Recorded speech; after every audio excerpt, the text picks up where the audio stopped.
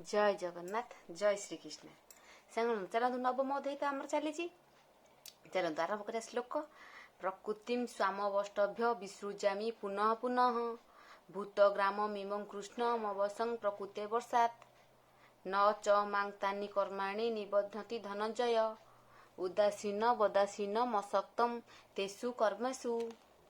देख जगत जेते जीव समस्ते प्रकृति बस प्रकृत शक्ति बल मायार पड़ी भव्य जन्म हुअନ୍ତି। ईश्वर प्रकृति साहाय्य बारंबार संसार सजना करती। कर्म मुते बांधि पारे नहीं, मु कर्म रे आसक्त न होई उदासीन रे थाए। कामाभिमानी कर्म बंधन रे पड़े जे ताकू छाड़ीची सेही उदासीन। भगवान कौन कहते ना जगत रे जेते जीव माने जेते सृष्टि जेते समस्ते आमे अच्छे समस्ते आमे कौन प्रकृतिर बस प्रकृतिर बस रे आमे माने सब चलीचे। प्रकृत शक्ति बल मायारे पड़ी भव्य जन्म होती माने प्रकृतिर शक्ति बल आम माने कौन आम प्रकृति प्रकृति आमको जुआड़े नहीं चलुची आम सियाड़े चलीचे। आम जदि आम निज विचार निज बुद्धि चलिया ताले आम कौन कर आम भल बाटर जापर। तेणुक भगवान या कौन कहते प्रकृति शक्ति बल मायारे पड़ी भव्य जन्म होती माने आम प्रकृति शक्ति साहाय्य जदि जीवा ताले मायारे पड़िया। जदि आमे आम विचार आम विवेक अनुसार जीवा ताले मायारे पड़ियाने। ईश्वर प्रकृति साहाय्य बारंबार संसार सजना करती। कर्म मते बांधि पारे नहीं, मु कर्म रे आसक्त न होई उदासीन रे थाए। भगवान कौन कहले ना मु उदासीन रे थाए, मु कर्म रे आसक्त न होई उदासीन रे थाए। आ जीए कर्म बंधन रे पड़े सी कौन मते पाई पारे नहीं, जीए कर्म बंधन को छाड़े सी कौन उदासीन मते सी पाए। भगवान कहते कामाभिमानी कर्म बंधन रे पड़े जे ताको छाड़ीची सेही उदासीन। कामाभिमान माने कामाभिमान पूर्व आम शुणीचे कामाभिमान माने कौन ना कामना जो माने कामना रखिकी कर्म करती। कामना रखिकी श्रीमद भगवत गीता सारा खाली से भगवान सब कहते कामना रखिब नहीं, फल आशा रखिब नहीं, यही सब कथा भगवान कहते। कामाभिमानी कर्म बंधन रे पड़े भगवान कहले 217 पृष्ठारे कामाभिमानी कर्म बंधन रे पड़े जे ताको छाड़ीची सेही उदासीन।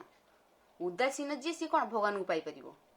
भगवान कहते कामाभिमान माने कामना रखिकी जे काम करिवो सी हूँ कि भगवान को पाई परिबनी। जे ए जेते भूत ए जगते प्रकृति बस परायते।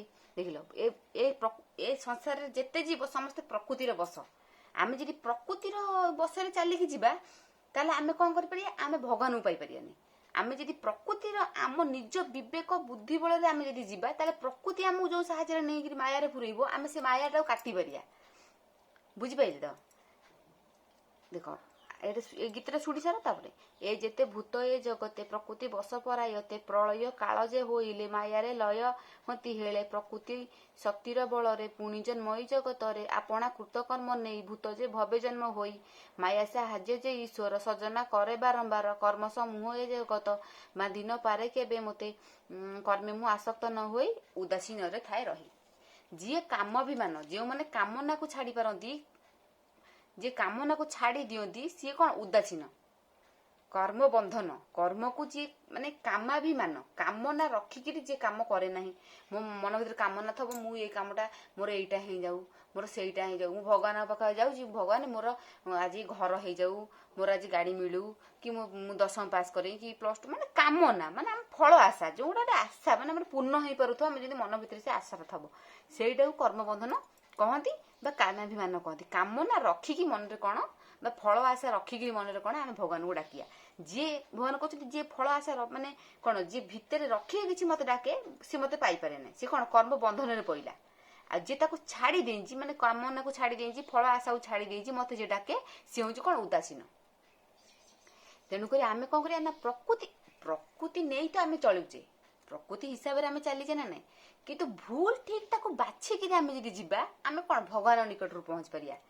देख भगवान होचंदी मायाधर सीए सीए ही माया खेलांती सीए सब बेले माया खेलांती जे देखिया मो पिलाटा कौन विचार करुचे। आमे आमे माने जेमती पिला गोटे आम पिला मानू प्रश्न पचारुचे देखिया एटा ठीक कहूँ कि भूल कहूँ आमे से उत्तर जानिथबा किंतु आमे ताको प्रश्न पचारुथबा देखिए सी कौन कहूँ जदि ठीक उत्तर कहीदेला आमे कौन खुशी हो जाऊे मो पुओ पाठ पढ़ी मन रखी से ठीक कहूँ आ किंतु जदि आमे सेटा से भूल कहला आम मन दुख हो जाऊँ ना नहीं एते पाठ पढ़ेली एते टंका खर्च कली एते ट्यूशन कली एते स्कूल पठेली देखला भूल कहूँ पाठ आसुना सेमती भगवान आमको परीक्षा करती गोटे भूल बाट देवे गोटे ठीक बाट देवे देखिया मो ପ୍ରକୃତି ସାହାଯ୍ୟରେ ଭଗବାନ ନିଜେ ତ କିଛି କରନ୍ତିନି, ସବୁ ପ୍ରକୃତି ମାଧ୍ୟମରେ କରନ୍ତି।